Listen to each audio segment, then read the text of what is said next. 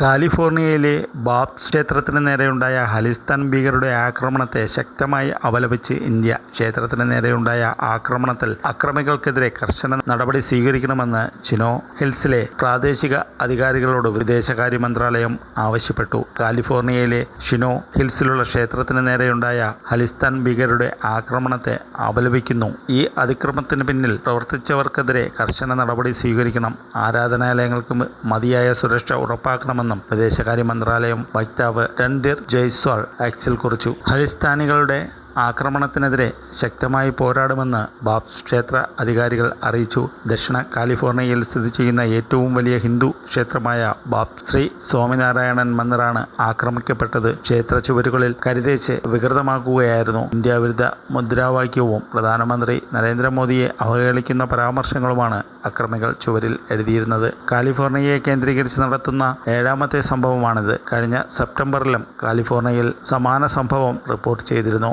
സാക്രമെന്റോയിൽ സ്ഥിതി ചെയ്യുന്ന ബാപ്സ് ക്ഷേത്രത്തിന് നേരെയും ഖലിസ്ഥാനികളുടെ ആക്രമണമുണ്ടായി. ഹിന്ദുസ് ഗോ ബാക്ക് എന്നുൾപ്പെടെ അസഭ്യവാക്കുകളാണ് ക്ഷേത്ര ചുവരിൽ എഴുതിയത്.